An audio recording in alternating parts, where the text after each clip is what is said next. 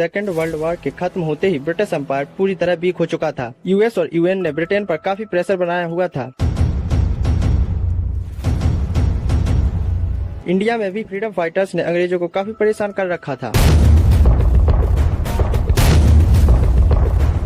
और अंग्रेजों को डर था कि कहीं ब्रिटिश आर्मी में जो इंडियन सोल्जर थे कहीं वो ही अंग्रेजों के खिलाफ लड़ाई चालू न कर दें। आज हम विद फैक्ट बताएंगे कि इंडिया को इंडिपेंडेंस मिली कैसे और ऐसी क्या सिचुएशन बन गई थी कि अंग्रेजों को देश छोड़कर जाना पड़ा। ईयर 1939 में जब ब्रिटिशर्स ने इंडिया की लीडरशिप को पूछे बिना ही अनाउंस कर दिया इस बार वर्ल्ड वार 2 में ब्रिटिश एम्पायर के साथ इंडिया भी होगा और इंडिया के जो सोल्जर्स हैं वो भी इस वॉर में पार्टिसिपेट करेंगे और इस चीज से कांग्रेस काफी नाराज हो जाती है और ब्रिटिशर्स के सामने एक शर्त रखती है कि वर्ल्ड वार 2 में हम तभी पार्टिसिपेट करेंगे जब आप प्रॉमिस करेंगे कि वॉर से वापस आने के बाद आप हमें आजादी दे देंगे। पर ब्रिटिशर्स जो थे वो इस चीज को मानने के लिए तैयार नहीं थे और कांग्रेस को बहुत सारी ऑफर देने लगे। अब इसके बाद ईयर 1945 आते आते सेकेंड वर्ल्ड वॉर खत्म हो जाती है और यूके जो था वो काफी वीक हो चुका था और इस टाइम पर यूके के ऊपर काफी प्रेशर था और इंडिया के अंदर भी जितने फ्रीडम फाइटर्स थे उन्होंने भी अंग्रेजों को काफी परेशान कर रखा था। ब्रिटिशर्स खुद डरे हुए थे कि जो ब्रिटिश आर्मी में इंडियन सोल्जर हैं कहीं वो खुद ही अंग्रेजों पर अटैक ना कर दें और सिचुएशन ऐसी बन गई थी कि यूके की कंडीशन बहुत ही खराब हो गई थी। अंग्रेजों के पास इंडिया को छोड़ने के अलावा कोई दूसरा रास्ता नहीं बचा था और अंग्रेजों ने यही सोचा कि ये लोग हमें मार कर भगाएं और यूके का नाम खराब हो,